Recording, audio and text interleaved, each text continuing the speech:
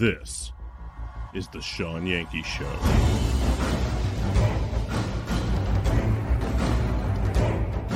And we are, as a people, inherently and historically opposed to secret societies, to secret oaths, and to secret proceedings. We decided long ago that the dangers of excessive and unwarranted concealment of pertinent facts far outweighed the dangers which are cited to justify it. In the councils of government, we must guard against the acquisition of unwarranted influence, whether sought or unsought, by the military-industrial complex. Today, we've had a national tragedy. 2 airplanes have crashed into the World Trade Center in an apparent terrorist attack. This episode of the Sean Yankee Show is being brought to you by the support of viewers like me. We realize the importance of independent media and truth in this time of mass deceit and propaganda. We have decided to fight for and support it to keep it alive. You can help us in this fight for truth. Contribute at patreon.com/Sean Yankee. Thanks for coming to the show. It'll begin soon.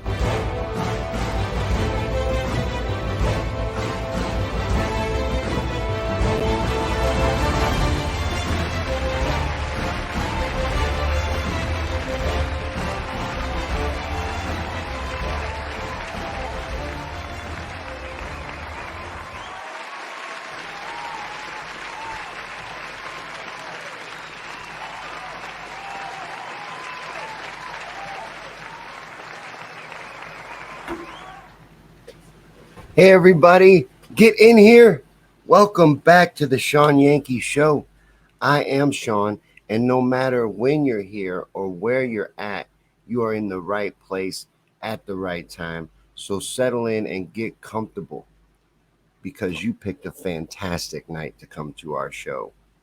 Tonight on the Sean Yankee Show, it's Conspiracy Theories and Chill. My partner Paul's coming over. We're going to talk conspiracy theories, and we've got a great one. We're in the middle of a series. This is part 2 of Atom to Atlantis, the Great Reset series. So you're going to have a fantastic time, and I love to hear from y'all, and so does Paul. So feel free to take part in the show. Comment. Let me know what you think about what we discussed tonight, but make sure that you do not forget to smash them shits. You got to do that for me right now. Hit that like button and share this out. Get this out everywhere you can. I'd really appreciate that. Invite your friends, however you can get it out. Be creative. Put it in comment sections, whatever you got to do. But make sure to hit that like button. That really helps us. And it's important to help and support this show because this show is one of the last havens left for truth in this time of mass deception. Because we put the truth first here. We believe that if it can be destroyed by the truth, then it should be. And we are living at the pinnacle of a fabricated world where authenticity is met with rejection, where speaking the truth is met with disdain and exclusion. And I know that it takes immense courage to be genuine in these confusing times, but I encourage you to stay in the full armor of God, to keep your head up and keep moving forward. Because right now we need individuals who are unafraid to stand up for their beliefs, even when those beliefs go against the grain. And we need people who are willing to speak the truth, even when it's unpopular and inconvenient. And that's what we're all about here. So if that describes you, then you have found your people. And like I said, you picked a great night to stop by the show. This is going to be a really fun topic. We had a great time on part 1. We got into a lot of stuff having to do with the pyramid power grid and all that. But we just had a pre-show on YouTube, in fact. We're going to be doing that on the YouTube channel until me and Paul learn to watch our mouth a little better. And I've got to learn to catch them a little better in the editing. I didn't mean to let so many slip through. I don't even hear them. F-bombs. I don't even hear them. I naturally cuss in my regular life, and it's just the way I talk. And I don't even catch them. I don't even notice them. I've got to get better about it because I noticed I let like 17 through and I didn't mean to let any through. But the pre-show on YouTube was great. We had a really great time. There was a lot of people there. Thank you. Big success. That channel's doing great, by the way. I really appreciate all the help you guys have given me to boost and build that channel up. We've already hit 100 hours of watch time. That's great for a brand new channel. We only have 28 subscribers. So that's fantastic. Almost 1,000 views already. But our world, is a literal madhouse anymore. And conspiracy theorists are now more accurate fortune tellers than they are theorists. The news is a joke. It's weaponized propaganda and mass distraction instead of useful information. Our leaders are corrupt, senile, and illegitimate and are destroying our country intentionally. A new wave of propaganda is already brewing on the horizon. You probably know exactly what I'm talking about. This shit never stops. It only grows crazier, and it will indefinitely, I'm afraid. So we need a break from time to time, and that's what Wednesday night is all about. So if you guys are ready, Paul's already in the green room waiting to go. It's Wednesday night. It's time for Conspiracy Theories and Chill.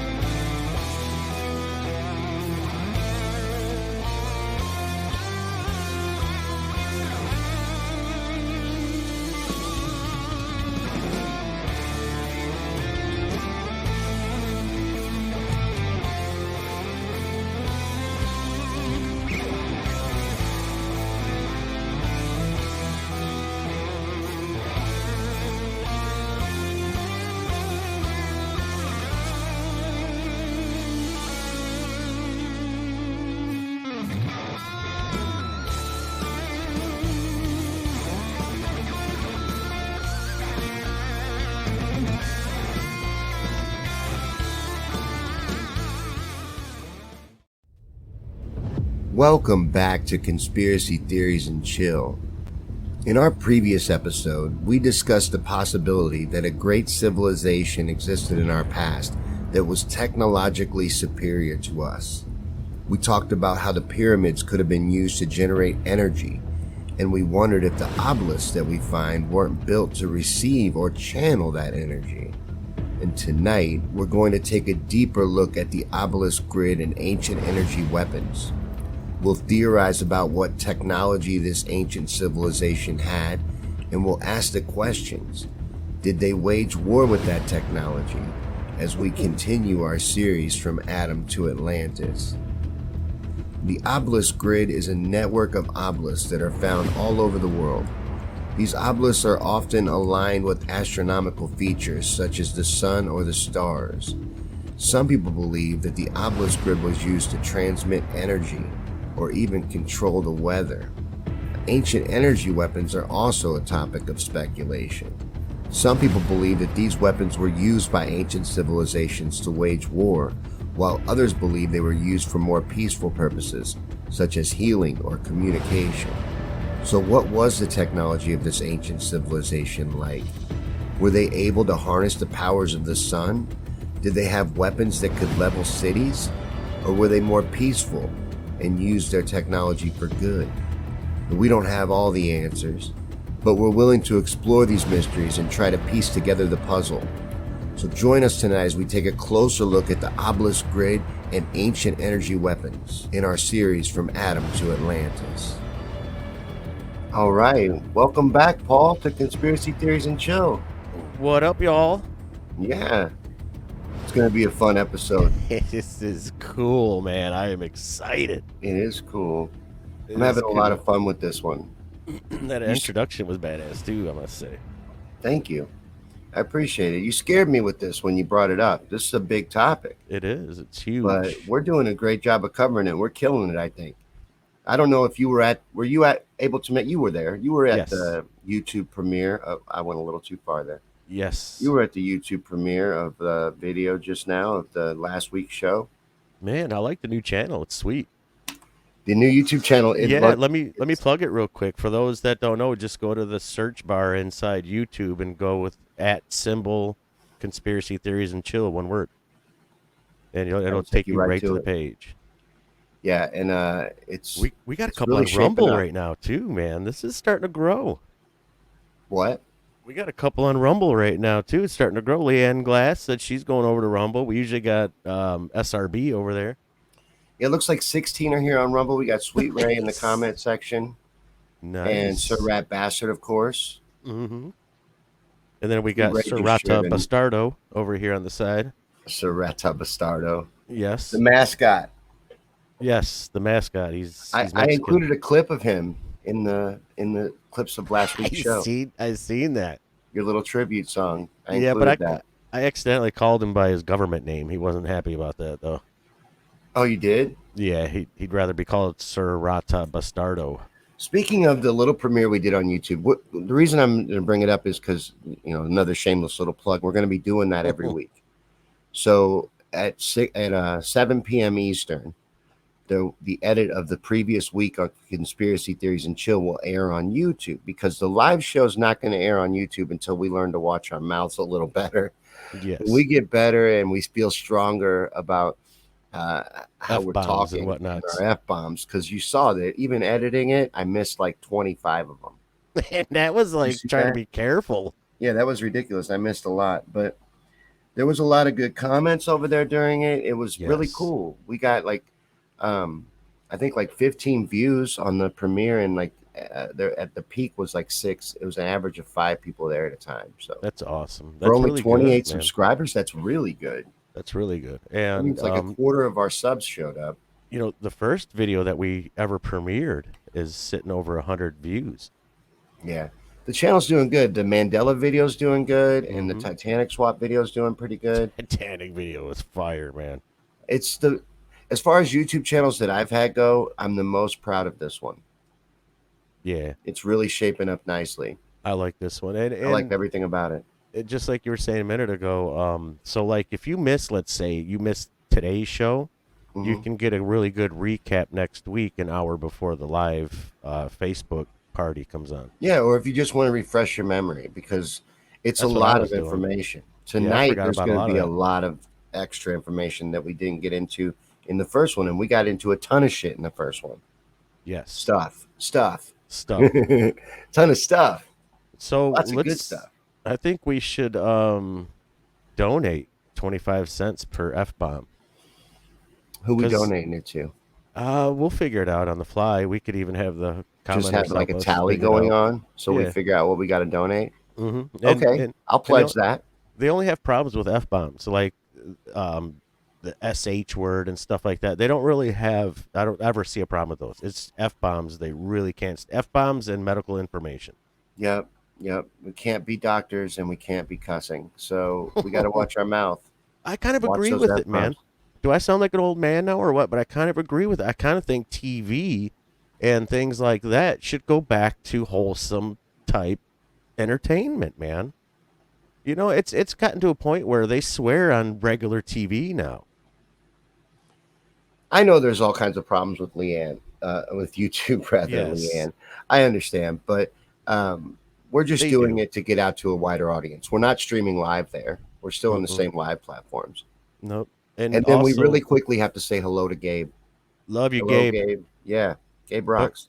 And also, by uploading everything and not really going live on YouTube, YouTube is able to stop us from loading videos they don't want us to load. So that kind of keeps us from getting in trouble as well.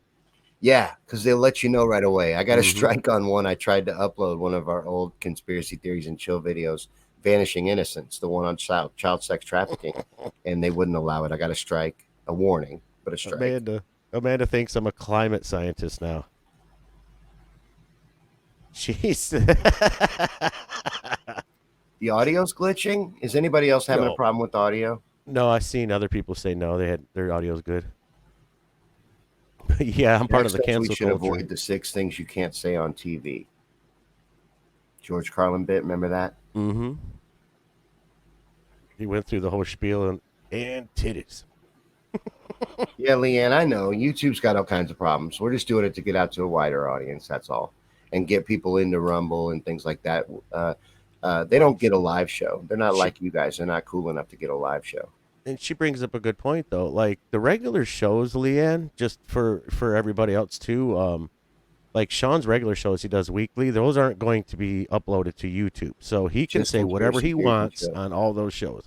But tonight's show, we don't talk about medical information. We don't bring up politics. This is just conspiracy theories, and they're wild on YouTube. Conspiracy theories are probably the biggest hit right now on YouTube. We just got to watch what we say, and I kind of agree with it though a little bit, not fully. I don't believe anybody should be suppressed, but I also believe that you got to mind your P's and Q's sometimes though. It's not just willy nilly and throwing everything out there. I guess I like to talk that way though, and I don't have a problem with it. I lolly shit 7 dirty words. I like it. I speak that way in regular life, so it's hard. I'll watch it though. I'll practice. The quarter cuss word is going to help me practice. Yes. So far, we're good. I mean, I only heard you say one curse word so far. I did. I think you did. I'll watch it. I probably don't even notice it. I don't even notice it when it happens. But yeah, we're not going to put everything on YouTube, of course. Just the stuff we can. So if you want to support it, go ahead, and I would really appreciate it. It's already doing really well. It's taken off. So anything you could do to help us would be great.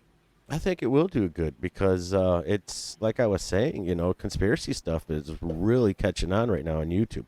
When you go to YouTube and you go down your feed, it looks like I like it right now. They've changed it a lot. It looks like a YouTube feed. You can comment on stuff. You can share stuff. You can really get involved on YouTube now. I haven't been on YouTube in probably half a year. So I'm just now getting back on it, and I'm pretty impressed with the way they've changed it up a little bit. It almost looks like a Facebook feed. Oh, really? Yeah, I've noticed that they did a lot more of those reels and shit like that. That. Yep, and they got craps. They got craps to hit. It's one of the 7 dirty words too. Tourette's. I keep saying it. S word. Oh yeah. Yeah. And there's stuff to smash there, and I think that's pretty cool too. They didn't have that before. They didn't have hearts. Yeah, they got stuff to smash. Yep. Over there on YouTube, you got little hearts and 100 and the cheery thing, the party favor. Party favor, and then a smiley face and a laughy face. They got little emojis now. It's pretty cool. Yep, it's pretty cool. And if you're not familiar with it, when you go there, the first thing that's going to pop up is it's going to say leave a comment. And if you do that, it's not going to take you to the live comments. You're going to have to sweep it over like the 2 dots on a video screen. So you'll have to sweep it over to the second, and the second one will say comment publicly as. And that's the one you want to click. When you click that one, it'll take you right to the screen that has all the comments going down. There's 2 different comment sections. It's very confusing. One of them says comment as you, and the other one says comment publicly as you. The one you want to click is comment publicly as you. Right on. That was a good YouTube tutorial. I appreciate that. Yeah, I'm learning, helping man. People around YouTube and helping them figure out how to use it better. Well, because I noticed it yesterday. Remember the other day we had no stuff to smash, and we were like, "Why is Helen got stuff to smash, but we don't?" It's only on mobile. But it's only on mobile, and you have to go in the other way. You have to go in through as public figure Paul, and then I can go to the live chat. Yep. Mm-hmm. Yep. To play with the fancy features, you got to log in, and to liking's important too. So you got to be logged in to do that. Yeah, we're not soliciting for likes, though. For the algorithm out there, just so you know, we're not soliciting for likes. We're not unfair. You're not allowed to do that anymore. Apparently not. Well, I think what I think it was a disgruntled viewer. I think a disgruntled viewer reported your show. Week? Yeah, your show or Monday. Monday, the one that was only 7 minutes long. Yeah, we got kicked on Facebook on Monday. Tell them why. For soliciting likes. For soliciting likes. We're not doing that. So just so you know. Yeah, we're not trying to get you to hit like, but hit and that's not an algorithm thing. Somebody reported that. The algorithm cannot tell if you're soliciting likes. Yeah, somebody had to do that. And I don't think there's anything wrong with saying hit like. But I'm going to continue to do it. this is the dead internet anyways. So as long as we got our YouTube stuff going, Rumble and everything else, man, do what you got to do, people. Okay, if you're really that triggered by everybody not agreeing with everything you say, do your thing, man, because we're not going to be on Facebook much longer anyways. Right, it ain't gonna last much longer. This lifelog thing Report is about away. over with. Report away. Oh yeah. But we got to get started with our theme tonight. We got a lot to get through. So we went through a recap on YouTube, but for the Facebook people who may have missed it, we got into a lot of stuff having to do with how the not the Egyptian culture, because I don't believe the Egyptians are the ones that built the pyramids. No, the Canaans. The Canaans? Anyways, pre-flood civilization is who I think built this pyramid system and this power grid. And what we did is we got into that on the first episode. And we're going to expand on that a little tonight. Like we need to get into how the obelisks were used as transmitters.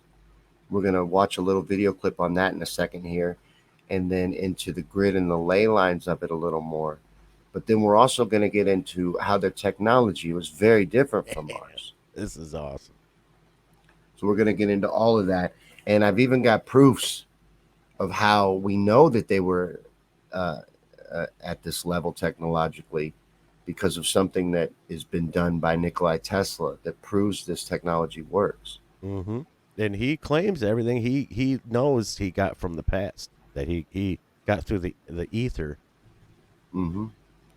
And he followed the same belief systems that they would have, the same operations of the world. Yes. Operated in the same science realm. So let's check this clip out about the obelisk system and about how they were transmitters. And then we'll continue on with Adam to Atlantis right after this. Let's do it.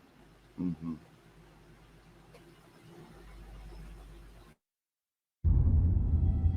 One of the many mysteries surrounding Egypt's ancient obelisks is why the original builders chose to use stone from the Aswan quarry, when in most cases, other stone was more easily available.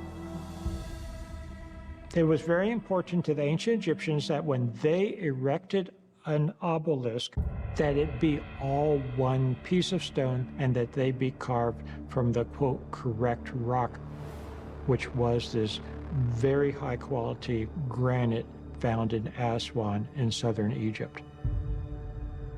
These monoliths are made out of granite, and there's some quartz inside the granite, and quartz has some rather interesting properties, like the piezoelectric effect. If I take quartz crystal and I squeeze it, I can generate electricity. Now, some people believe that the obelisks were like lightning rods that absorbed electrical energy from the heavens. Could the Egyptian obelisks have been designed to attract energy? In addition to the conductivity of quartz stone, it has been found that when the obelisks were first erected, they were capped with a naturally occurring metal alloy called electrum.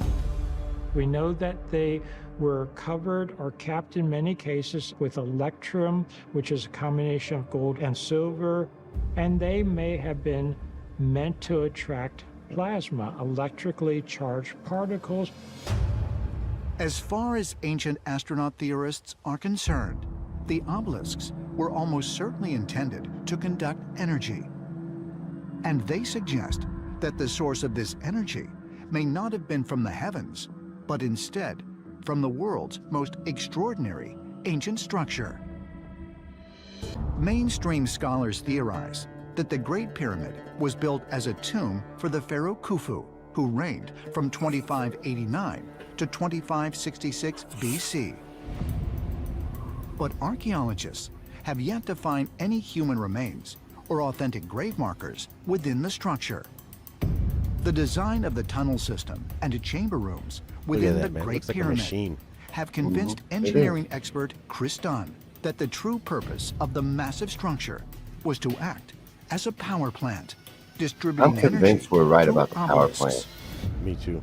We're taught in school that the Great Pyramid is a tomb, but if you look at the complexity of these buildings, the precision with which they were built, the features that you see on the inside. Look at that shit, man. These various like a shafts machine. and passageways, for me, it looks like a machine. Mm-hmm. With more than 50 years of experience in the aerospace industry, Dunn believes that chemical reactions took place within the Great Pyramid that generated electromagnetic waves. You have two shafts leading into the Queen's Chamber, and these shafts delivered the chemicals to the chamber that they would mix and boil off hydrogen, and then the hydrogen would pass through another passageway to the Grand Gallery, and then into the King's Chambers.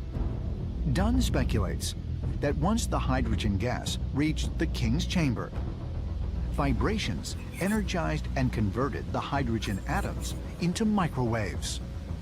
You have evidence to support the theory that hydrogen was being fed down the northern shaft, which leads to the King's Chamber, and then it enters the chamber and collects the energy that has accumulated in that chamber, and then directs it through the southern That's what he's shaft saying right now. for the microwaves spread out. There's evidence So of it. that energy would reach large distances. And I think if you had an obelisk at any distance, it could actually affect that particular structure. The Great Pyramid is itself a power generator, and that energy is broadcast from the pyramid. It's picked up by the transmitters, which are the obelisks, placed at key sites, made of red granite that are able to be tuned to the specific frequencies coming from the pyramid. Yes, and those would work like a like a grid. Those would be like the substations and stuff. And if you notice, they would pull the energy and release it out back again, like a satellite dish. Like a satellite dish, and they're everywhere, dude. They're in Greece, they're in Rome, and they're always outside of one big ass building that they always claim is either a place for worshiping or a library, some kind of something, or the Great Hall in Greece. They have. It'll always be a mud flood building, like ancient architecture, right next to it. Yeah, just like a substation. Yeah, these buildings that we'll be getting into more in the mud episode that we did not build. They try to tell you we're built with horse and buggies and chisels and shit, and there's no way that's true.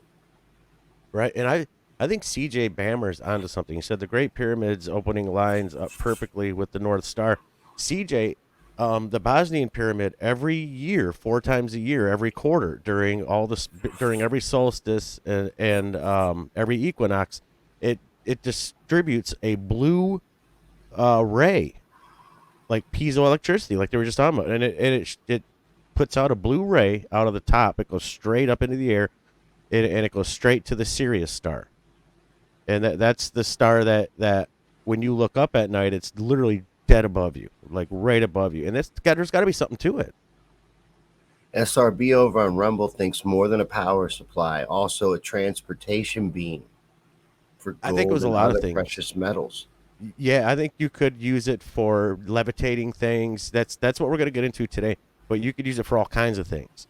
It's just like your power plants now. Like at home, you use your electricity for your TV, your I was going to say your VCR. When was the last time you had one of those? Your computer.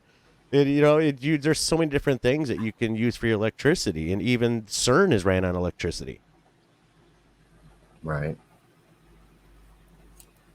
I think this is why you see obelisks everywhere. Too. Yes. Yeah. Because even in the Roman architecture and the ones that are here, I don't think we built them. You just read my mind. I think we found them, and they were here. Yeah, because they were part of the American ones. Let's just call it what it is: the pre-flood American obelisks. That sitting outside of those Roman buildings. Mm-hmm. It is what it is. But it's just like a lot of these Capitol buildings and all these places, these cathedrals, these intricate, detailed, look like they're 3D etched churches. We didn't build that stuff. We found it. No, we did not. And it's all from this technology of this period of time before the flood. if you got a sec, and you can put it on the screen, look up Baghdad batteries, and I'll let the people know why I'm bringing that up. And the fact of the matter is, with these Baghdad batteries, my theory is that the pyramid was the power plant, the obelisks were the grid / substations, and the Baghdad batteries were your home outlet. And the Baghdad batteries would produce electricity. And so the archaeologists claim that the Baghdad battery was used, that yes, they used it for electricity, but they only used it for electroplating gold. That, you know, the Egyptians were into putting gold on everything. I can tell you this right now. I have thousands of watts flowing through my house, and I don't know how to make gold. But somehow these people were cavemen, right? Even if your story holds water, that it was just for making gold, which it wasn't, but even if it was, they're still smarter than us. 'Cause otherwise, we'd be making gold at home.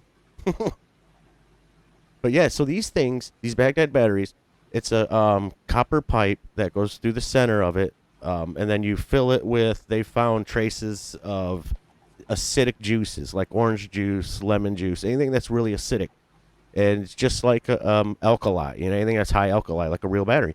And these things, the closer they get, Sean, to the obelisk, the more powerful they are. That has been proven. They find these things by the hundreds every day. This is your outlet, your home outlet. This is what linked to the obelisk.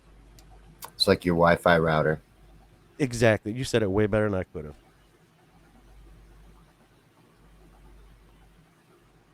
That's awesome. And it's all right there. And then they have the Dandoro light bulb that they found in Dandoro, Egypt. And they just brush across it, act like it doesn't exist. Because they're liars and they're deceivers and they're trying to hide the truth. This is all about hiding the truth, I believe. That's why they're hiding all this time to and dumb this us down, so they can sell us these things that we should be getting for free. It's power. Power is the money. If you owe them money, then they lord over you. That's also it, because Tesla figured out some of this technology. And he based the Wardenclyffe Tower, for instance, on the pyramid structure. Yes. And it's a power plant, just like 100%. the pyramid. That's why he based it that way and why he built it that way and designed it the way he did. It's based off the power plant that Giza is. And he knew that. And he was aware of that. It was the same. And it would have worked the same. Like we're going to get into later, there's a experiment that he did that caused massive amounts of damage in Russia. He did that from the Wardenclyffe Tower. And Amanda brings up a good point too. I said that last week, and I'm gonna say it again. They easily could have created portals, because look at what they created at Montauk with electricity. Yeah. Can you imagine if you actually understood how electricity worked? Well, that could tie into what Sir Rat Bastard was saying about transporting things. Yeah. Oh yeah, wormholes, opening creating up wormholes, portals and wormholes. Yep. Guaranteed, man. And to move things. And I have this theory, Sean, real quick, that if you ever see these statues of what looks like the space shuttle, and there's another statue that looks like a spaceman, you know, and he's got the whole suit on and everything, you know, that could be from these energies too, where they would open up a portal and they could actually see into the future. Like they used to call it Project Looking Glass, where they would use these psychics, and these psychics would look at a bowl of water, and the bowl of water would change. And literally the people that weren't psychic, that were standing around looking at this bowl of water in the dark, they could see the same images that the psychics were seeing. And the psychics they found a World War I plane out in the middle of the jungle. They told them exactly where it was and everything. Remote viewing, etc. Yep. There's all kinds of mental powers that our government's even experimented with the Montauk Project. That I think they were doing back in the day. Oh, yeah. It would have been a totally different culture that would have been more shamanistic and more into supernatural elements and things like that, and the real workings of the world. That's what I think's being kept from us. The real workings of things. The real powers of your mind, like especially like the healing qualities and things like this that humans are capable of. It's being hidden from us in order to build up the Rockefeller medicine system instead. Yes. Yep. And they don't want you to realize your true power.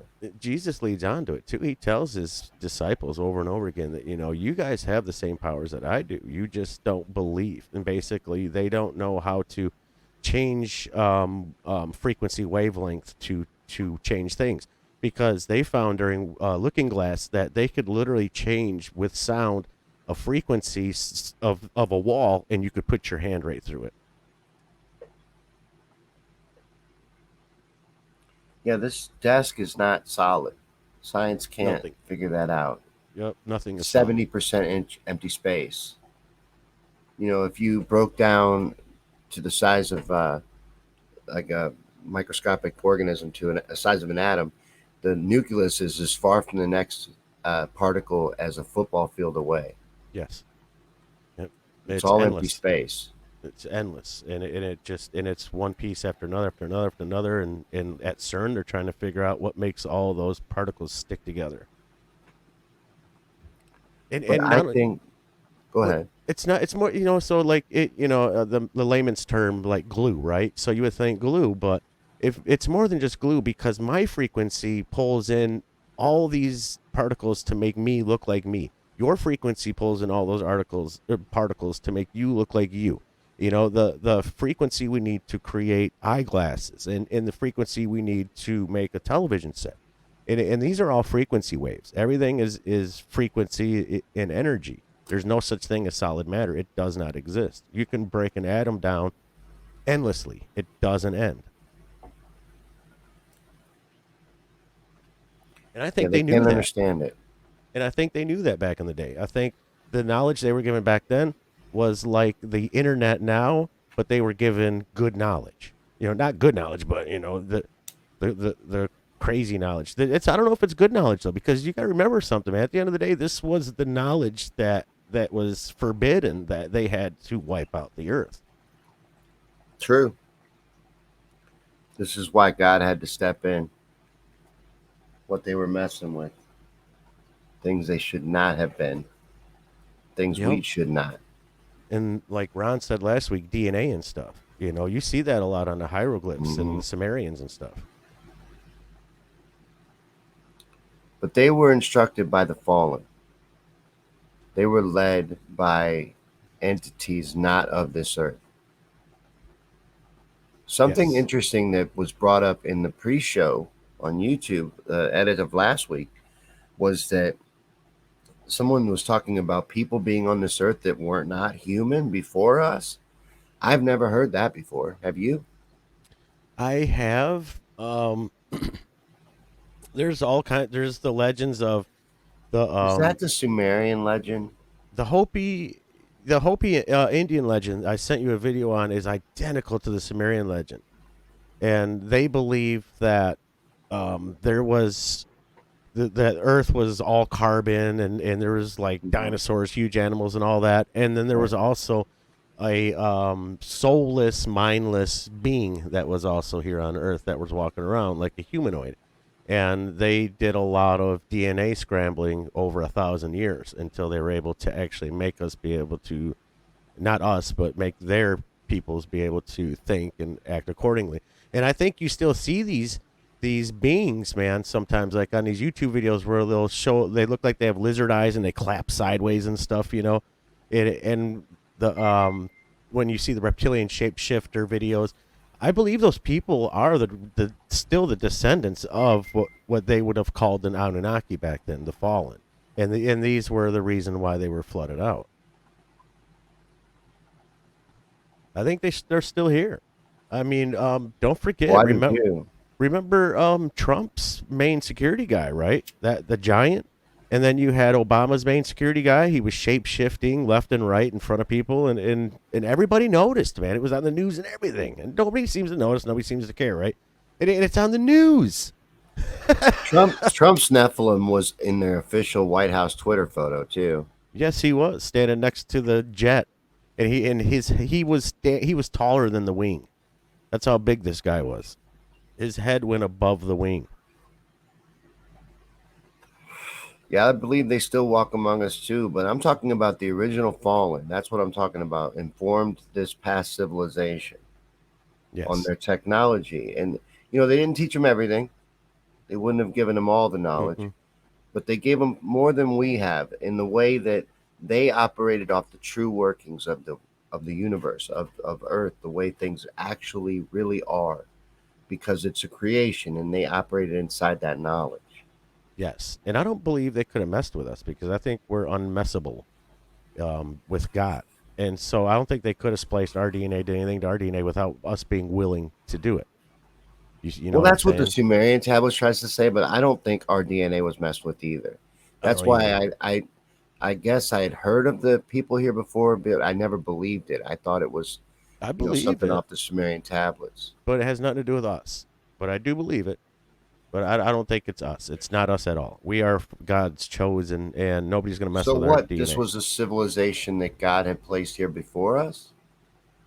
I think so. I think what I envision God. There was nothing here before He created. I envision God as a great scientist, and I believe He had done things on other planets too, just to see how things would work out. Other planets. Yeah, like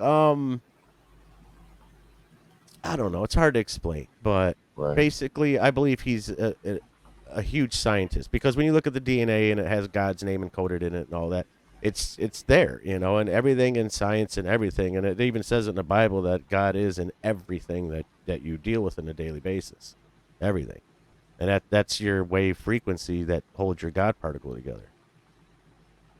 Well, I can't dispute that.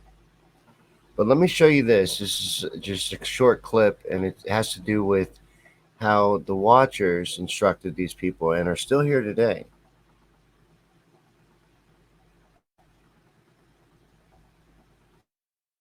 A long time ago, extraterrestrials provided the basic tools, the basic knowledge, with the idea that ultimately we would turn or become the society that we are today.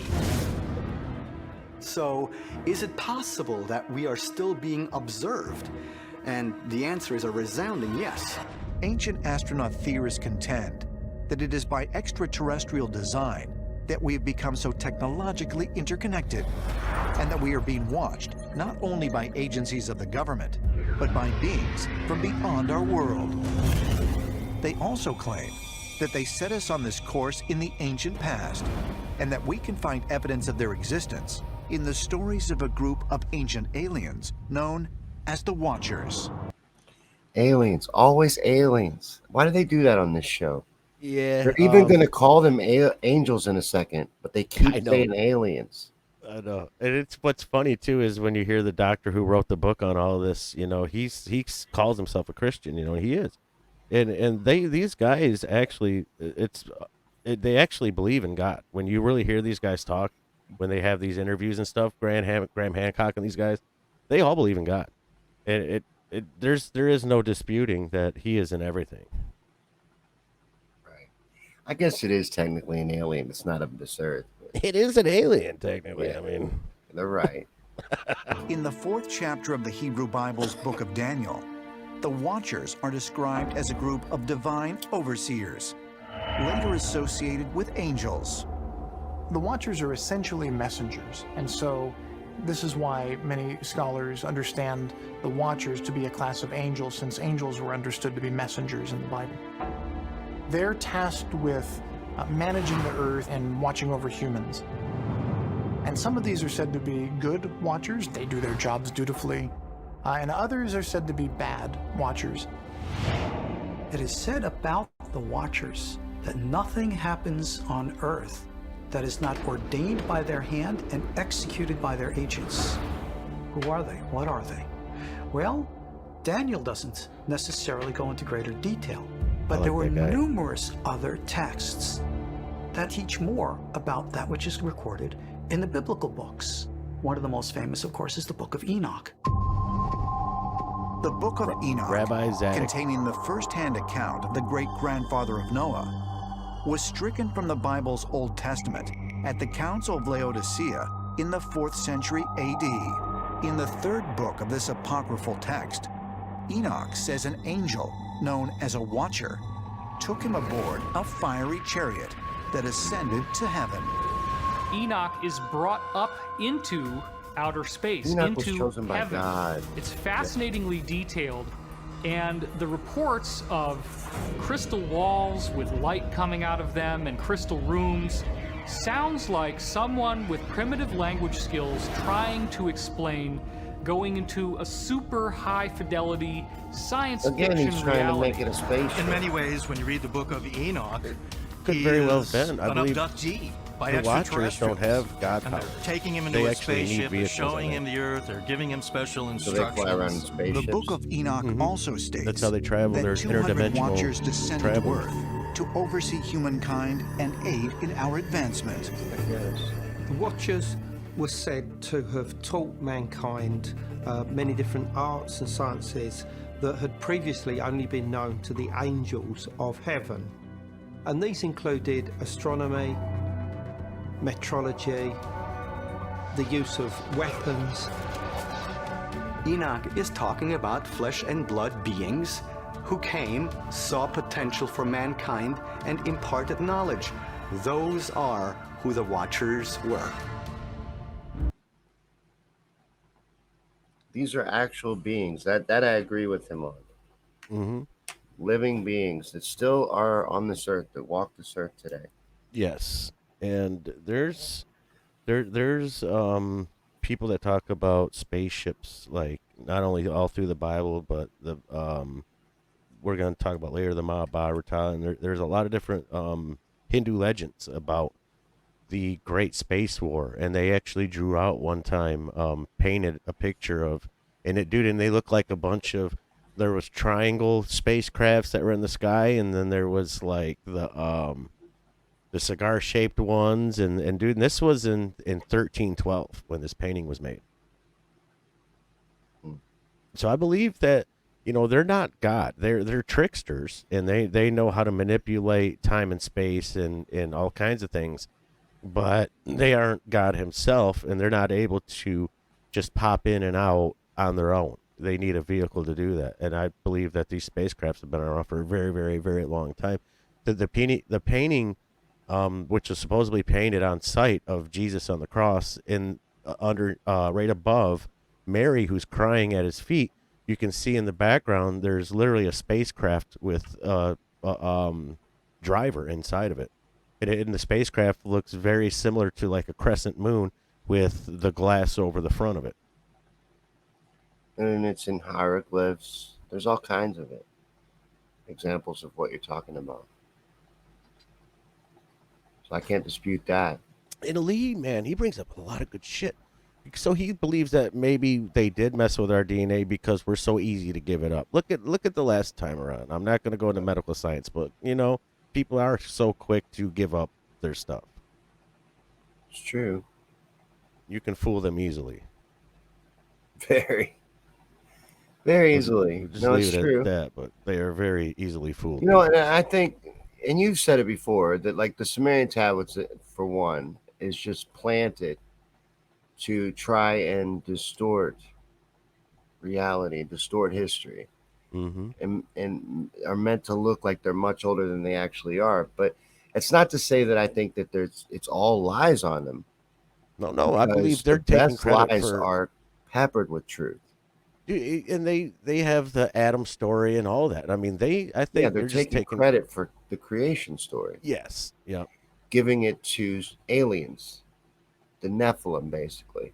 But they're saying they're from another planet, not from heaven. They came from outer space, from planet Nibiru, Planet X. Yeah, which has been spotted recently. every 3,000 years. Every time you mention outer space, I laugh. I know I don't believe in outer space. Paul does. I think it's adorable. The outer space thing, though, is it actually, if you actually believed in outer space and you believe in God at the same time, it makes God that much even more powerful and that much more smarter of a scientist, because everything is pressure. And in order for us to have, and gravity doesn't exist. Gravity's pressure. And I believe space is just black water. And if you put a bunch of different weighted things in a bathtub, it's going to change the pressure on each thing around it. And if you take one out, it's going to change the pressure. So even scientists who don't believe in God, that are atheists, still say that the odds of us actually surviving with all this going on is just doesn't exist. It shouldn't happen. Mm-mm. No, it shouldn't. But what I was trying to say though about the Sumerians is these tablets. I think there's a lot of truth on them. I do And too. one of the things that I wanted to get into really quick was the Sumerian kings list. Oh, Ben, you fuck. Sorry, you took that right out of my mouth, man. 25 Really? cents I owe. But You yeah. do. You caught just yourself though. That was good. I was impressed. Yeah, it wouldn't. I don't think it would show up on subtitles. I think Yeah, I got it you in got time. almost the whole thing out, but not the whole thing. No. No, but the kings list though is very interesting because it is historically accurate. I believe entirely, but some people dispute the pre-flood kings. The rest Yeah. of the kings, they don't. Yeah, The but rest of the Sean, kings throughout history, they don't dispute. But there's reasons why they dispute the pre-flood kings. What were you going to say? um, they were disputing the pre-flood kings before they even realized there was a flood, though. They were just disputing just a dispute, saying everything was just myth and lore and folklore. Right. But you They know just why they recently dispute these found out about the pre-flood kings, flood. right? Why they say that they're Yeah. not real? Yeah, do you want me to say it, or I don't can. want to step on your toes? It's because they ruled for tens of thousands of years. Isn't that amazing? Each one. So after the kingship descended from heaven, the kingship was in Eridu. Illuminum became king, and he ruled for 28,800 years. 28,000 years. Al-Algar ruled for 36,000. Then Eridu fell, and kingship was taken to Bad Tribu. I'm messing all these words up, I'm sure. But Enmenlu Anna ruled for 43,200 years. And it goes on. The next king's 28,800 years, then 36,000 years. Then it says the flood happened. Then you have the Younger Dryas, the scientists call, but we know it's the flood. I believe these kings, though, that the Sumerians are talking about pre-flood, are the fallen who took turns as rulers. They could be fallen, and they could be regular humans too. If you remember, man, the carbon level back then was so big that the humans Methuselah was the oldest living person in the Bible, and he lived to be what, 900 something years old? 969. Okay, so not 28,000. No. That could be maybe Nephilim, That's the human fallen hybrids. And could maybe live that long. Maybe that's what they were. I think their curse is that they never die. But somebody was saying at the pre-show that they didn't think that civilization had been going that long before the flood. I would think it would have to be. How could things happen so quickly that God would immediately have to flood the earth and reset? No. Wouldn't it have had to have been like a really long period of time? He says in Job, that's why I put in the thing in the comments, I put Job. Because in Job, he says that one day to God and the Creator is 1,000 Earth years. That means something. They're giving you, they're not being metaphorical. These are clues. Yeah, the Bible's, I believe, quite literal. I do too. I'm more and more coming to that conclusion.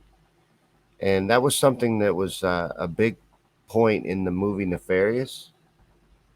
He was afraid when they were going to bring a priest in, this guy that's demon possessed. He was terrified till he realized the priest didn't think the Bible was literal. And he's like, well, then you're not a believer. You're not a threat to me. It is literal. Oh, yeah, definitely is. And, you know, the points that Ron and Jack, and looks like Wally's talking about DNA too, like these people are making, make me think that we are in the times of Noah again. because I think that is one of the main things they were messing with that caused God to have to flood the earth. Yeah, I think The that's genetics of humans. when it really got out of control. I think originally Earth, when God created man and put man on Earth, and not all the Watchers came down bad either. They just became bad while they were here. They were corrupted by the bad Watchers, and they were corrupted by man. We are a sinful breed. You know, we're constantly fighting our sins every day. If we were just to let loose and not have any control whatsoever, you know how messed up this world would be. We're easily influenced too, and there Very is a cabal working against us. We are in a spiritual battle every day. And that's real. And Lee said earlier too, we are easily influenced. So I could totally see them giving up their DNA rights.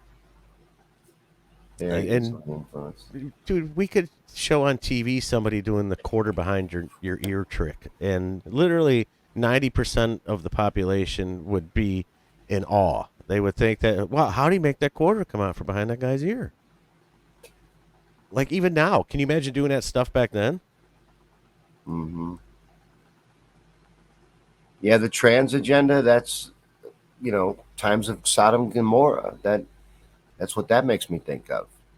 Just bastardizations of the truth and of God's creation.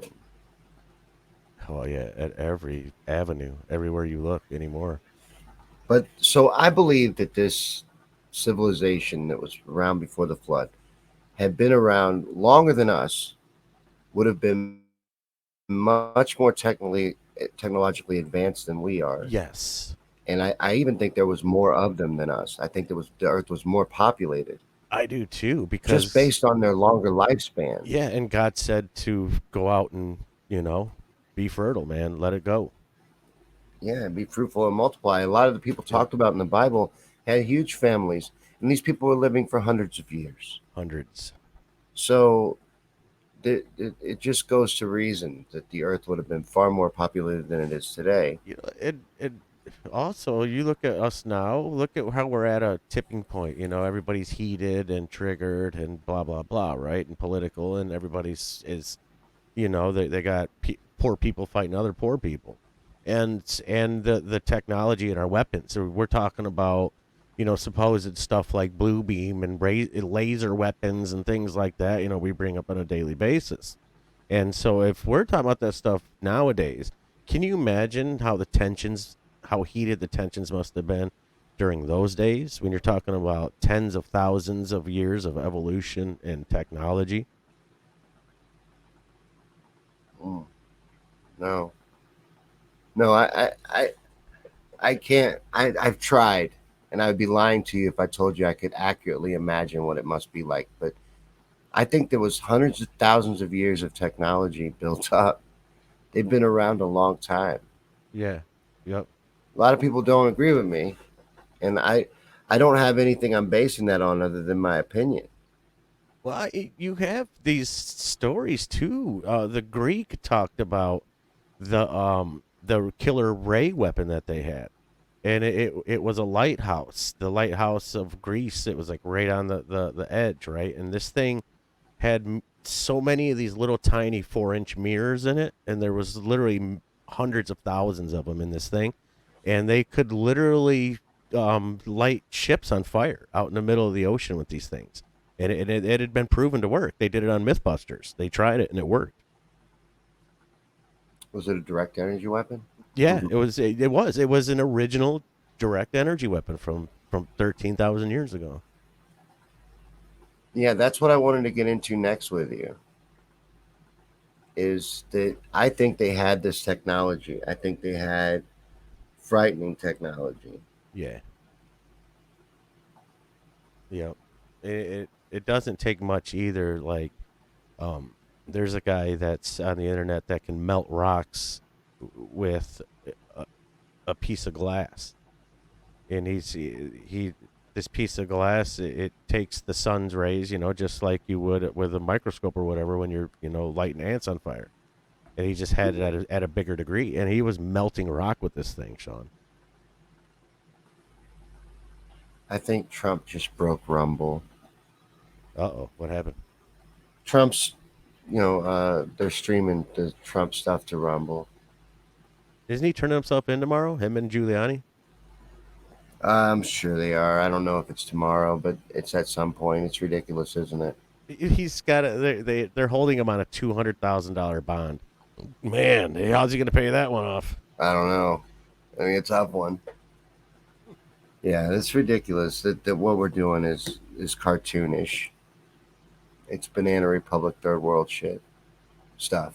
Are these guys the globalists now? Are not this is conspiracy night. Are the globalists, are they the remnants of the fallen? I think the agenda behind who's really pulling the strings, yes. Yeah? I do. I think those are the people that are really running the show. Oh yeah. Have you seen the Rothschild? Behind the bloodlines and everything? It's the fallen. That really Rothschild dude's face, man. I mean, that doesn't look healthy at all. That literally looks like a some kind of a reptile with a fake skin mask on. But I think they had scary technology, and there's actually record of it. It's a really hard word. The Mahabharata. The Mahabharata. Mahabharata. Yes, it is the Hindu legend, which was actually written by thousands of people. I have a clip on it, and I wanted to watch it with you real quick, and then we're going to talk about it after. Let's do it.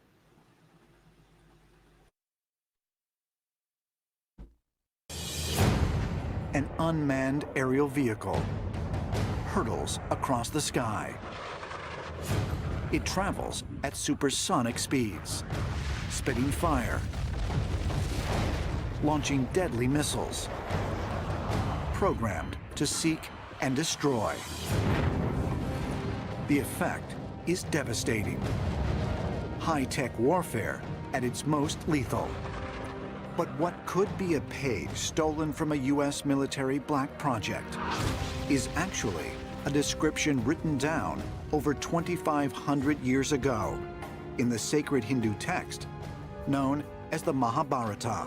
When you read the ancient Hindu epics, they talk about horrific weapons, missiles,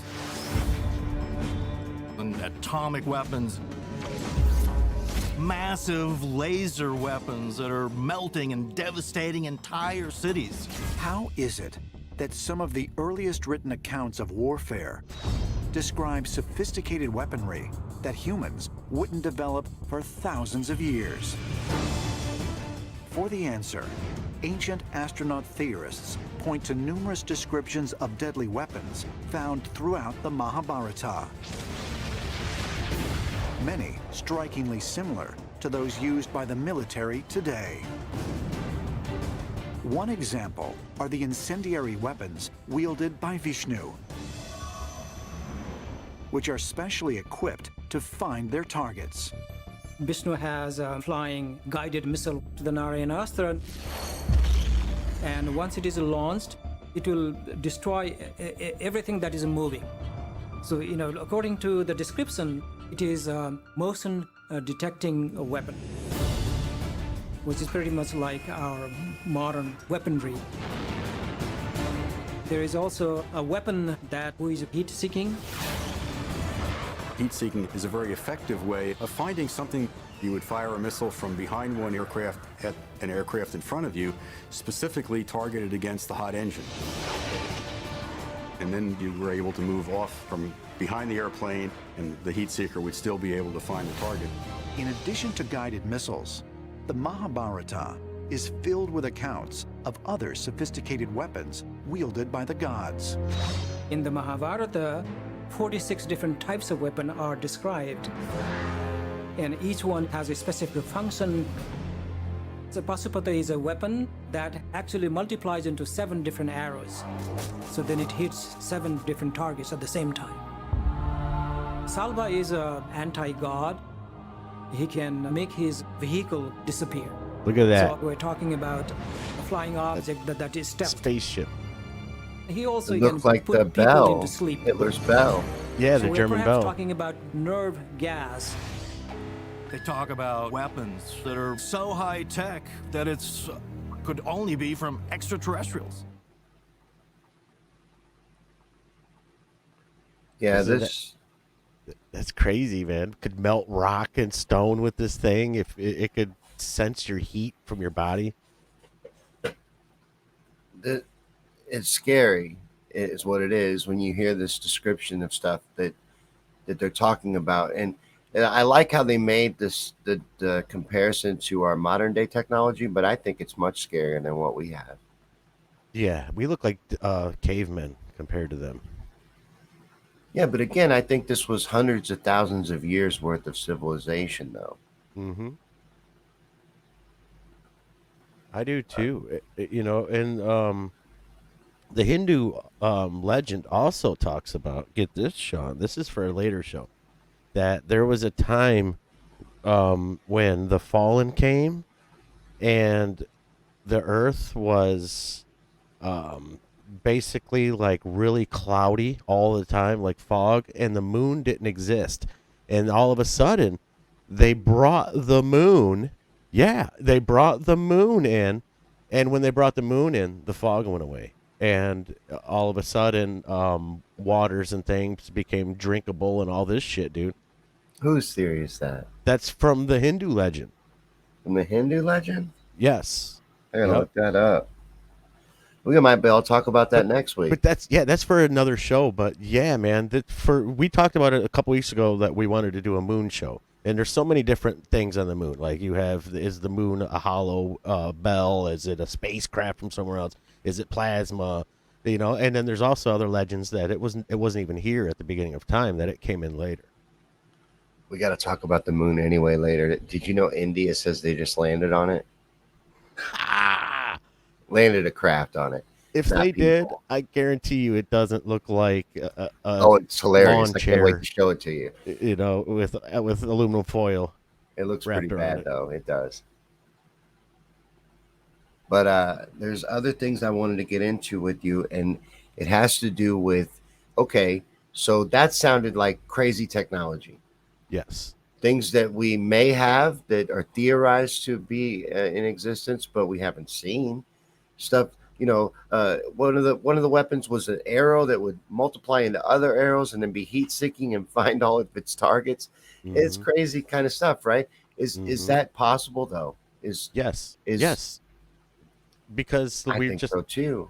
Like we just talked about a minute ago, there's no such thing as solid matter. So if you're able to change the frequencies and the wave frequency and all that, and with atoms and particles, you can literally turn things into other things. If you know that what frequency turns the God particle into an arrow. If you know what frequency turns the God particle into a baseball.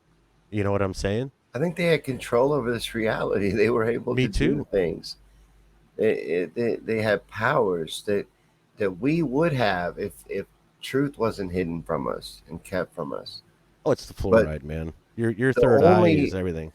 The only inventor that they give us that actually worked inside the real operations of our creation is Nikola Tesla, who's responsible for like 2,000 inventions that we still use to this day. That's our little insight into what they were capable of. He's responsible for moving science ahead 100 years in a lot of people's opinions. We would be 100 years further back if it wasn't for this one man. And I believe his device is the September 11th device, because he had another device that's for another show, but they called it the earthquake device, and it would suck steel into it like a super magnet. Well, we're gonna get into one of his. He had a lot of different weapons. The one that Paul's talking about, and others that he claimed to have invented, including a time machine. He claimed he had one of those and was able to see past, present, and future all at the same time. But this is an experiment that he did that I want to show you a clip of, that we're going to go into the possibilities of using energy into the ether as a weapon. This is, yes. Amanda says she thinks he's a watcher. I didn't even come up with that. I never even thought of that. I don't know, man. Maybe that's better than what I think, because a lot of times I think that Tesla has to be just some story that they're selling to us to cover up for a lot of technology. Yeah. Either he's a watcher or he's not real. Right. But let me show you this real quick to go into the possibility of, is it possible? So in our own time, one of our own scientists figured this out. Check this out. This is awesome. Tesla's fascination with electricity led him to conceive of a weapon that could destroy entire armies from a great distance. The science behind the death ray was based on Tesla's experiments with high-frequency electricity. Tesla believed that energy could be transmitted wirelessly over great distances. The weapon was designed as a large Tesla coil, which consisted of a series of capacitors that could store vast amounts of electrical energy. The energy was then released in a concentrated beam, which could be directed toward a target. Tesla wanted to create a weapon that could be powered by a small portable generator with enough power to destroy anything in its path: fleets of planes, fields of tanks, and even entire cities.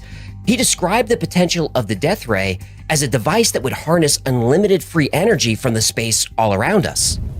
I have harnessed the cosmic rays and caused them to operate a motive device. This new power for driving of the world's machinery will be derived from the energy which operates the universe, the cosmic energy, whose whole central source for the Earth is the sun, and which is everywhere present in unlimited quantities. This is not a dream. Even now, wireless power plants could be constructed by which any region of the globe might be rendered uninhabitable without subjecting the population of other parts to serious danger or inconvenience.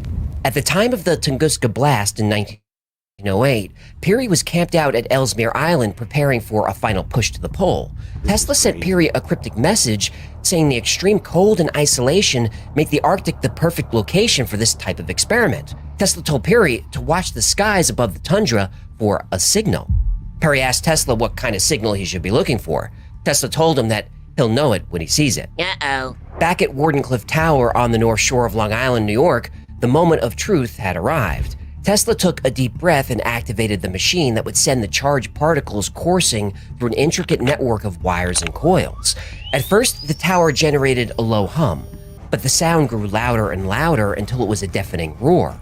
Once the machine was fully charged, a beam of light brighter than the sun shot out of Wardenclyffe Tower and sliced through the air. For 10 or 15 seconds, vast amounts of energy poured into the atmosphere. Then it suddenly stopped.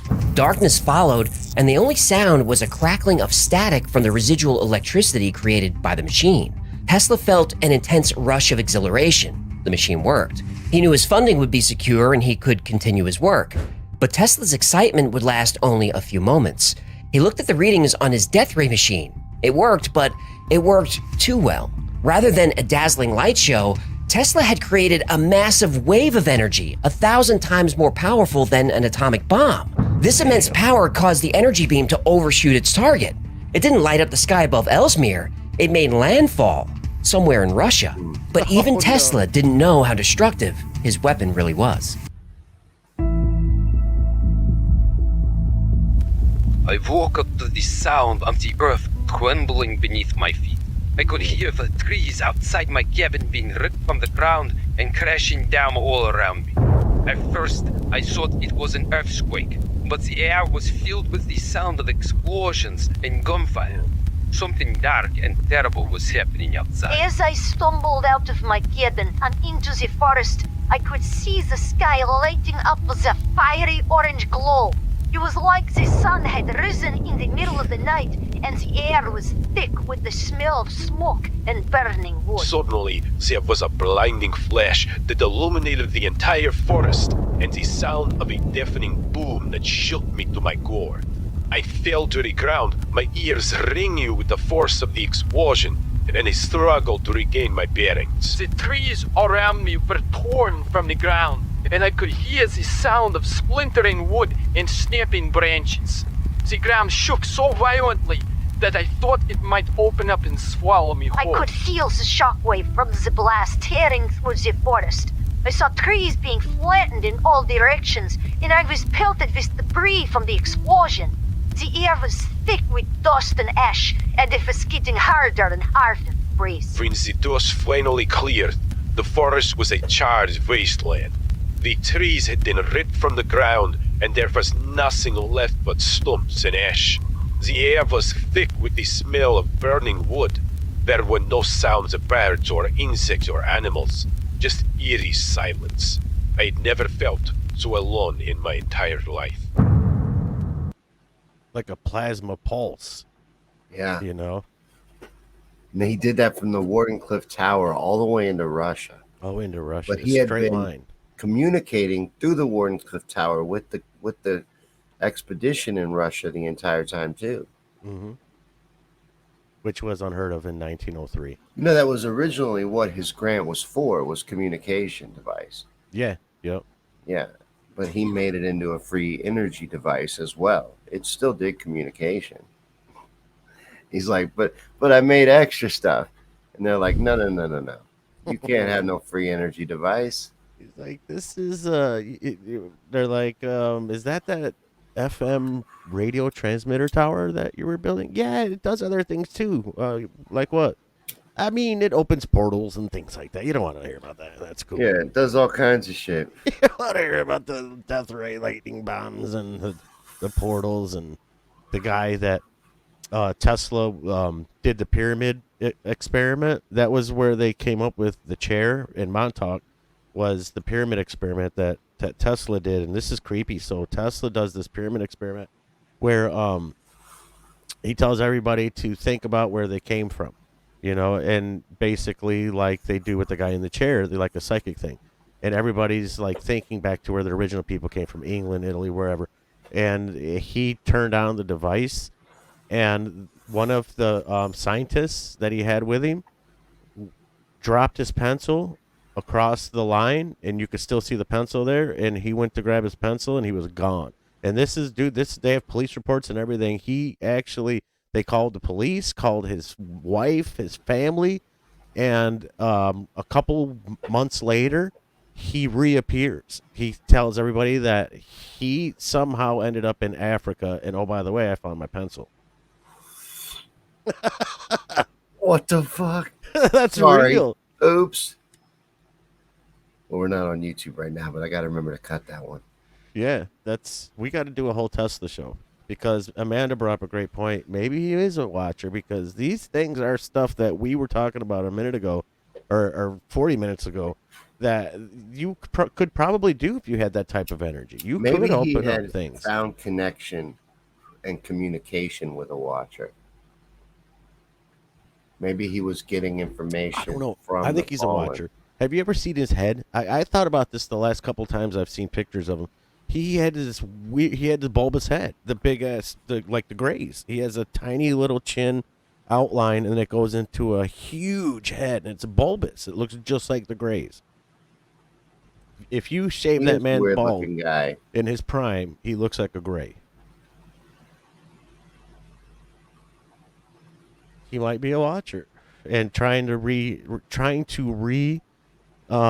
ignite where they left off with the flood. Because if you remember, man, Vietnam was a testing ground for new technologies, and there was some crazy technologies, man, like tungsten steel and stuff like that they didn't even know existed at the time. Fiber optics and GPS and all kinds of stuff. A lot came out of Vietnam. So, yeah, and that was also the same time that Valiant Thor allegedly was working for Congress for 3 years. Who would literally called himself a watcher. That's another good one we should do. Oh, I can't wait. There's so many. There's a lot we should get into. There are so many, and they all branch into other things. Is there any evidence on the Earth that they actually had this kind of weaponry and used it? I think so, because of the and I know where you're going with this, but I'm going to lead you to it.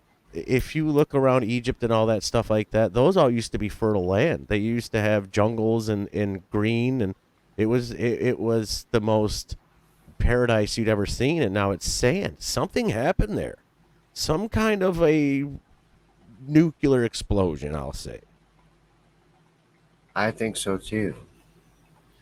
I think that there is evidence of some kind of nuclear type of war. And the only reason why I say nuclear is because some of the evidence that's left behind is similar to what happened in our nuclear tests. Yes. So it's just all I have to compare it to.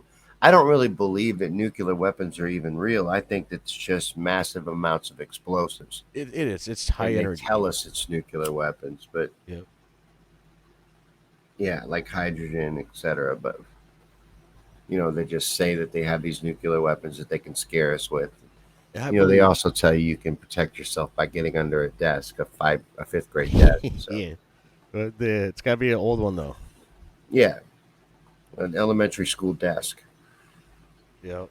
But let me show you this clip here about actual proof that there may have been something that had happened in the past with some technology that just couldn't exist for people that were primitive.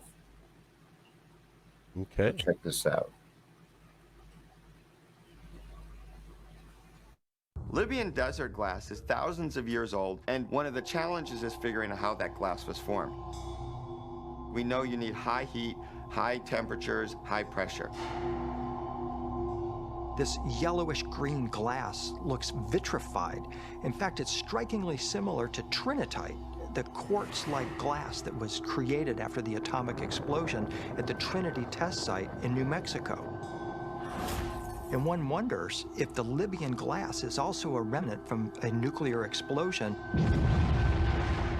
And it is possible that nuclear blasts would have done it, but that would assume you had someone around with nuclear weapons. Is it possible that the Libyan desert glass was formed by the detonation of a nuclear weapon thousands of years ago? Ancient astronaut theorists say yes, and claim evidence of such a powerful weapon being used is written in the texts of ancient Egypt. In the ancient Egyptian story in which Horus avenges his brother Osiris' death, he flies up into the heavens in a winged disc. And in the heavens, he encounters the enemies of Osiris and he chases them. And then Horus releases some kind of a terrible weapon that causes his enemies to first go blind and then deaf. This sounds like some devastating weapon that Horus unleashed. Is it possible that it was some kind of a nuclear weapon that he unleashed on them? Damn. I think it is possible. I do too, and I don't think these are folklore and legend either. I mean, I believe these are first-hand accounts. Yep, you had the Brishnu weapon in the Mahabharata, and then you had that Sumerian weapon. And you notice, look at how they look. You know what I'm saying? They have human bodies with different animal heads. Mm-hmm. That always reminds me when we get into that of the Dark Tower series by Stephen King. He had creatures like that would travel between dimensions. That had like bird heads and animal heads on human bodies. That's creepy, dude. It is. Because I think that he's in the club. I think he's part of their court jester team, That's as far as I think he's gotten, but I think he's informed anyway. That's where he gets a lot of his fiction from. So, Cain, Leanne Glass brings up Satan, the Cainites, and Cain. The story goes in the Book of Enoch that Cain's son Seth is really the one. Like Cain, he murdered. He became the first one to have blood on his hands, right? But after that, Cain led a life of mental agony and anguish. His son Seth was talking firsthand with the fallen, or with the Watchers, and they were teaching Seth like great weaponry. That's what they talked about in Enoch, was that Seth was taught the knowledge of war, basically. And these weapons, he had climbed the ladder of knowledge very fast. Seth was a bad dude. What about what Leanne was talking about earlier about Canaan? Sons of Canaan. What was it that she had said? I don't know if I can still get to that. Yeah, this. Yeah. The offspring of Satan, the Kenites. Mm-hmm. Offspring of Cain, whose father was Satan. Cain's father was Satan? Cain's father was Adam. Is she saying that maybe Eve was having an affair with Satan? Eve, Cain's real father? Eve was. Eve wasn't Adam's forever wife. Eve was Adam's wife for see, that's why you got to remember, God, one day to God is 1,000 years, right? Let's go back to that. So the story goes is that the original wife of Cain was Lilith, and Lilith was damned to an island forever, and was given the curse of never dying on an island that no man will ever find. Hold on. Adam had multiple wives? Yeah. Oh, yeah. Look it up. Look up Adam's wife, Lilith, and it'll show you the whole story. Created for him? Mm-hmm. She was the original. And then, so Adam ended up with, after she was damned to the island, then that's when Adam gave up his rib so that she would be more like him. But the first one was made from ash and from the scientist God, you know? Yeah, in rabbinic literature, Lilith is variously depicted as the mother of Adam's demonic offspring following his separation from Eve, or as his first wife, whereas Eve was created from Adam's rib. Yep. Some accounts hold that Lilith was the woman implied in Genesis 1:27 and was made from the same soil as Adam. Some do. Some believe that Lilith was actually Eve, that there was only one, but there's two names. No, that was saying it was a separate person, but it was made from the soil like Adam was, not Eve, who was made from his rib. Right. You're correct. And she ended up being very demeaning or whatever, however you want to do it. She was very evil. Thinks Lilith is just mythology, though. Could be.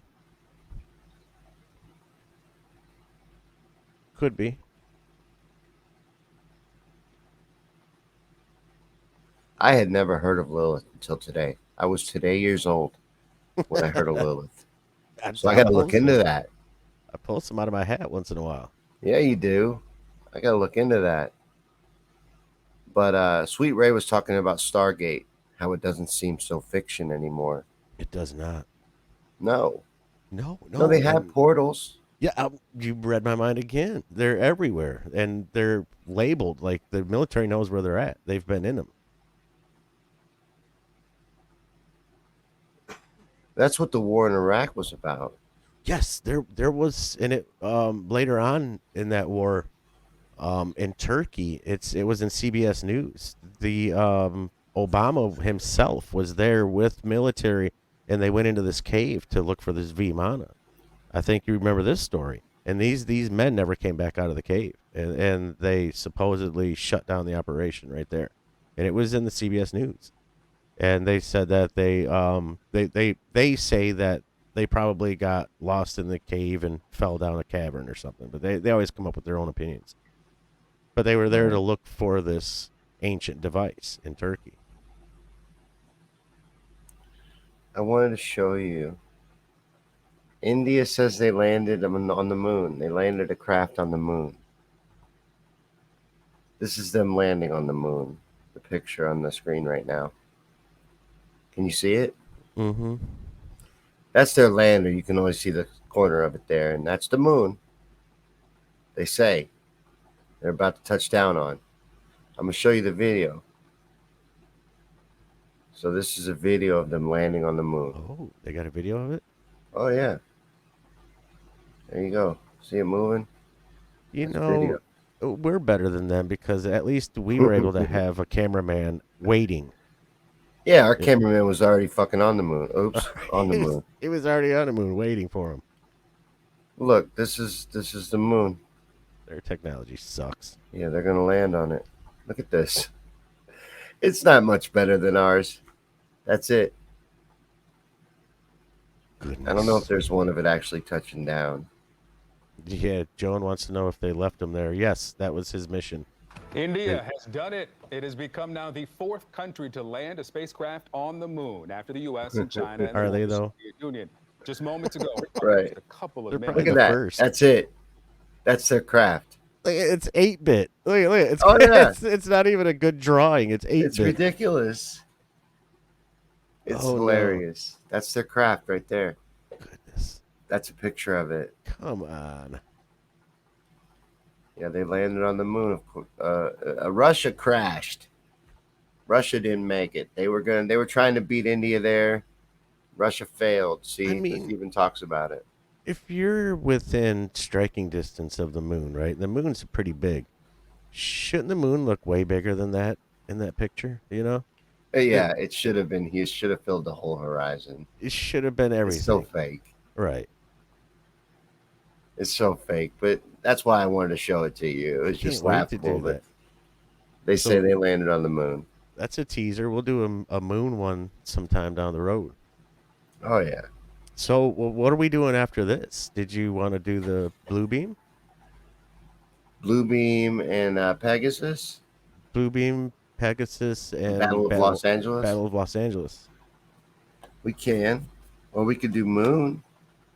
We could do the moon, but I mean, this is giving us a lot of work. I think we need a layup after this. Yeah. Blue beam. Blue beam, I think, is coming up. We're coming up on that. Yeah, and everybody's talking about it right now. It's hot because of, and we'll even include some of the Maui stuff. Mm-hmm. We need to get back to at some point though, Montauk. Yeah. I need to get back to the Montauk series, and I need to get back to the CERN series. We can restart the Montauk. I just put the CERN video up on the YouTube channel. I have a video we could watch. If you really want to do a Montauk thing, I know where to find the video with Preston Nichols and Duncan Cameron interview. That's 2 hours long. And then there's also the video of them doing the walkthrough. And dude, they point stuff out. Like he'll point stuff out before they even go around the corner. He'll tell you there's going to be a burn mark on the wall right up around this corner, and they go up around the corner, and there it is. And they show you where they were torturing the children, where they were doing the Monsters Inc. stuff. And they brought a psychic with them, and the psychic lady freaked the F out in that area where they were doing the Monsters Inc. stuff. Yeah, Monsters Inc.'s a documentary. They do a full It's about tour of that building. adrenochrome. It is definitely a documentary. It is.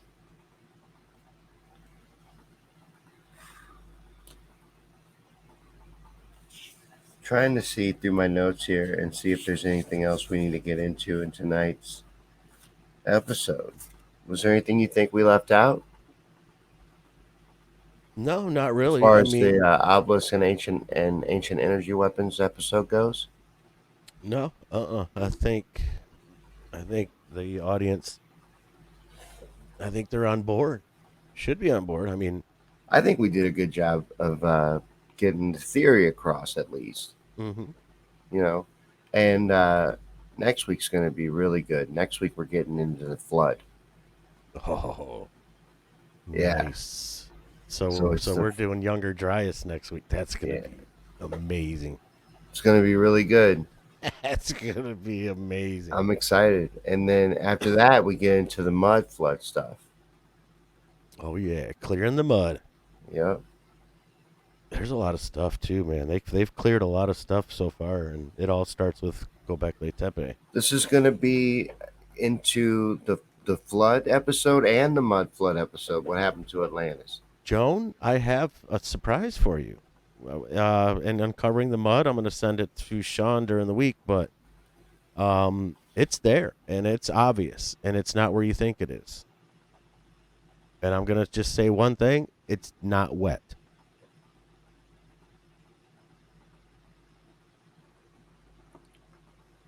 Well, we've come to the end of another episode of Conspiracy Theories and Chill, sir. I appreciate you having me on. This is I appreciate you doing it. I love having you over for this. And Gabe would have a fit if you stopped. So now you're stuck doing it because the ambassador is your biggest fan. I'm a fan of Gabe's. Right on. Well, no, I appreciate you doing it, and I have a lot of fun with it, and I can't wait till next week. But if we could do this forever, I would, because I'm having a great time. But we do have to wrap up, unfortunately. Well, I appreciate you having me on, man, and this is a pleasure as always, and God bless everybody. This has been great. Thank you. All right, well, that's been a wrap on Paul, and this has been Conspiracy Theories and Chill from the Sean Yankee Show. I thank all of you guys for hanging out, for sharing, for participating, for sticking around, because I know you want to go watch Trump on Tucker. Go check him out. I'm going to go watch it too. I'm not going to lie to you. I'm heading over to watch Trump on Tucker too. But you know what? I'm glad you stayed with us because you can watch it anytime. I was hoping you knew that, and you did. I thought everybody was going to leave at 8:55. I was so scared. But come back Friday night for rants and check out our YouTube channel. We got an edited version of episode 1 up on YouTube, and then next week, the same thing's going to happen. At 7 p.m. Eastern, the edited version of this week will hit YouTube, and then we'll go live at our regular time. But thanks for watching, guys. I will see you on the next episode. You guys have a great night, and God bless.